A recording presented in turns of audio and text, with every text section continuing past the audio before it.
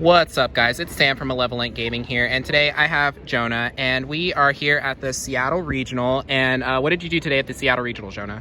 So today I played Shinobirds. Dope. And what was your record? My record was X11. Holy cow. So he went X11 with Shinobirds, which is a pretty rogue strategy. Not a lot of people know a whole lot about it, yeah, and hopefully that's what you're here to show us. So let's go ahead and get started with the profile. Yeah, absolutely. So in this, and we'll kind of explain this more as we go along with ratios, we're running 2 Manju. Cool. And the reason that we're playing 2 Manju is just because there's a lot of normal summons in this deck, so we want to keep consistency and make sure that we're not bricking with our normal summons. Totally. And so you're a ritual deck, and so why do we not play 3 Manju? So we don't play 3 Manju because the little trick to this, this is built to sort of trick people who are playing meta to think that we're playing a different going second strategy. Okay. So we're running a side Luna control engine. Cool. Which requires 3 normal summons to get going. That, if you're familiar with Shinobirds, we also play some Mono Awadas. So cool. We have a total of 7 normal summons in the deck. So keeping this down is totally fine, sure. Especially because incantations sort of carry that got it. weight. Totally. All right. And then could you just put the cards facing this way just so we can see them? Oh, okay. Absolutely. Cool. Thank you. All right. So 2 Manju. Yeah. Going from that, going into incantation ratios, we go 2 Candle. Mm-hmm. And we do 2 Candle because he's good. Basically, we'll need him for if we're trying to make multiple Shinobirds. Okay. But other than that, he's just decent. Whenever I see him, I keep him in my hand and try to recur as much as possible. Basically, he's for the grind game. Got it. Other than that, we have a pretty general ratio of 2 Talismandra, 2 Candle, 2 Bookstone, and 1 Pencil Plume. We're only doing 1 Pencil Plume because Shinobirds bounce back to your hand, so there's not a need to really, recur that very often. Totally. Makes sense. Yeah. So, awesome. A lot of ritual fetching stuff here. Yep. Yeah. And then, going on to the Luna control part of this, we run 3 Luna, of course. This baits out negations and interactions like no other card I've ever played in my entire life. And what does this card do, just in case we don't know? So basically what this does is you normal summon a Luna, and what Luna does is she'll add any spellcaster with 1850 attack, which is going to be normally her. Got it. She searches herself. Yeah, and she's excellent in this deck because you normal summon her, activate her effect, and then you get Luna, which you can use to discard for Chalice Slime. You can use to discard for basically anything. Free card. I really like it because it's a 1 card level 8, which are Shinobird levels. Right. So just normal summoning the 1 Luna and having access to a ritual spell means that you have access to a Shinobird. Cool. Sounds good. But besides that, she's really good for baiting out Appaloosa negations. Right. She's got like the Kieran type effect. Yep. Actually, yeah, super good. And what a lot of people know her for is her interactions with Kaijus. Ooh. So we're running 3 Gameciel, 2 Godarla, and 2 Nibiru in main. Okay. Blind going second deck, of course. And the reason why this is super good, just being able to Kaiju over monsters in this meta, like Kaiju over Appaloosa, Kaiju over any of your Orcust links, any Salamangreat links. Put it on a striker board, call it a day. Oh, absolutely. I actually beat a striker today by tributing over something, summoning 2 Baronesses and wiping their entire board. Cool. And is there a reason we did Gadara instead of like Kumungus or one of the smaller Kaijus? Yes, absolutely. So doing some testing with Kumungus is fine because all the Shinobirds can beat over it. However, what's important about these is that they're all level 8, which means worst case scenario, you're able to get these off. Right. Also, one reason that Nibiru is super good in this deck, not only can you remove the token with Luna, you can also bounce it with one of the Shinobirds, and you can use your monster on board or even in hand if you're going up against something like Guru. Cool. Game 1, of course, and have access to that. So, right on. No, super good engine. Oh, Highly yeah. recommend it. Down for it. All right, and then I think we got the actual Shinobird cards. Now we the get good stuff. to the misses. So we got Mrs. Baron. Baroness. Okay. Basically, what these do universally, they will shuffle up to 3 monsters or back row, and then special summon a spirit monster from either your hand or deck. So Baroness, what she does, she will shuffle up to 3 spells and traps, non-targeting, and after that effect resolves, she will special summon a spirit from the deck. That is insane. And does it ignore the summoning conditions? It does ignore the summoning And is that important for something else we're playing? Absolutely. But don't get ahead of me. Don't get ahead of me. Baron is I'm a little excited. Yeah. Baron is the exact same as Baroness, but for monsters. Okay. The other distinction is that he only special summons from the hand.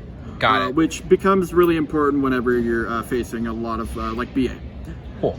So they both shuffle 3, up to 3, or exactly 3? Up to 3. Up to 3 non-targeting, and then special a spirit from hand or deck. So hand, deck. Yeah, hand, Got deck. it. Also, this returns to the hand, just shuffles into the deck. Got it. Another important thing.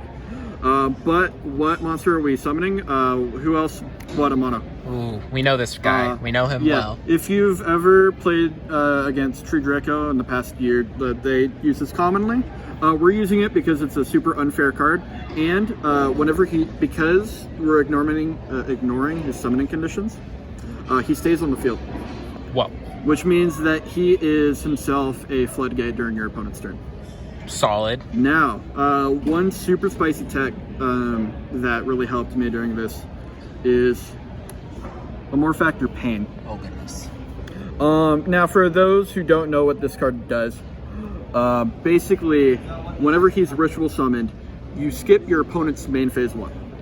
Oh. That's important because commonly whenever you're going against someone and they don't know what Shinobirds does, they do know that it's a going second deck, especially if you're running the Luna Control engine. Right. So they'll make you go first. To stop us from getting OTK'd, we go into a more factor thing. Cool. And it has the bonus utility of negating the effects of Synchro, XZs, and something else that doesn't really come up. Fusions. Comes up for Thunder Dragon, but I didn't play Thunder Dragon today. Got it.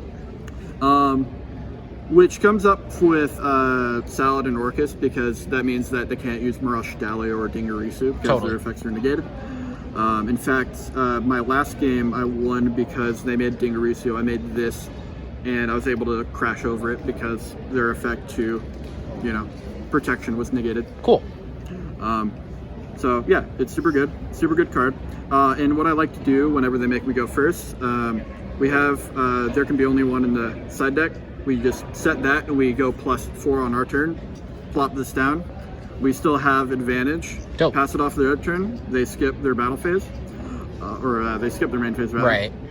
And we get a whole nother turn. Cool. Sounds good. Yeah, it's broken. All right. Super broken. Sounds broken. Oh yeah. Damn. All right, moving on to some spells here. We got 3 Pot of Extravagance. You need Extravagance. If you don't play Extravagance, I don't know what you're doing. Right. Solid card. +1. Sorry about that short jump cut, guys. We had to go collect prizes real quick, but we are back and ready to finish up this deck profile here. So we were on Extravagance, and we got some more spells. Okay, we got some more spells here. We got Pre-Preparation, right? Basically, just like Pot of Extravagance, it's a +1. If you're not running it, then the cool thing about this is that the ritual spell calls both Baron and Baroness. Oh, dope. So yeah, this just super good searcher in this. Of course, the calling, you need 3 of them. Right, Shinobird ritual spell. Yeah. Does it do anything other than ritual summon? So, no. It only ritual summons, but the cute thing about this is that you can use spirit monsters that are in your grave. Oh, okay. So if any of your Shinobirds get destroyed onto the field, you can activate this, use the one in your graveyard as material summon. Very cool. Which is really good for retaining advantage over the long game. Very cool, very cool. Yeah. Last but not least, we have 1 Inception. Inception is super good. If you've ever discarded Inception for Chalice Slime effect, you'll know that it's the best feeling that you've ever had. Totally. Necros players know what's up. Oh yeah. Yeah. All right. But yeah, it's a super good spell. It allows you to get into a more factor of pain. I was considering playing this up more, but you typically like what happens is if they make you go first, you go off, you get Inception, and then last search is a more Factor of Pain. And they'll typically let you just do stuff because they're like, it's Shinobirds. Right, they don't know what's going on. Yeah, they're just like, they're not going to do anything when my field's empty, so they allow you to do a more Factor of Pain. Very cool. Which seems kind of cheap, but it worked for every single time that I went first. I think the only time I wasn't able to go into a more Factor of Pain was against a Salad player, and I had Nibiru in my hand anyway. So, dope. Yeah. But yeah, that's all the spells that we're playing. Awesome. And any traps? Yes, we're playing 3 Imperm. Solid. Yeah, and the reason that we're playing this over like Ash Blossom or any other hand trap is because of Amano. So, oh, okay, that makes sense. Yeah, Amano, like, yeah. This is the only hand trap that Amano gets along with. Exactly. Got it. Cool. Yeah. All right, and extra deck. Oh, yeah. How could we forget? So it's a bit of a weird extravagance board. Right. Mostly because we don't really go into it often. I used it more as like a toolbox. Sure. A lot of this didn't really come up today. This is the Pot of Greed pile. Yeah, Pot of Greed pile. So we'll start with Nightmare, Cerberus, and Unicorn. We're just playing one of each because we don't really care about them. Okay. 3 Phoenix because we do care about that. Sometimes. Makes sense. Yeah, sometimes it comes up. I like it because you have any of your level 4 normal summons and one of the tokens, and you can go into any of these. Makes sense. Super good. We are doing IP Masquerena, which did come up once today, and I'm kind of happy that it did. It was against an Orcus player. We were doing a bunch of grindy stuff, and I was able to link off both of my tokens for that and then leave on Luna. So cool. IP Luna and then wipe their board with Shinos. Yeah. I think I see something else that IP goes well with on top there. Yes. So we got some good spice, quote unquote. Borload. Oh yeah. Boral Sword, Topologic, and Bomber Dragon. Very cool. Yeah. You don't really make these often. I think I only made like Topologic Trisbania today, just to clear a striker field. Sure. And then my favorite link monster in this is Greatfly. Greatfly. Nice. Screw everything else.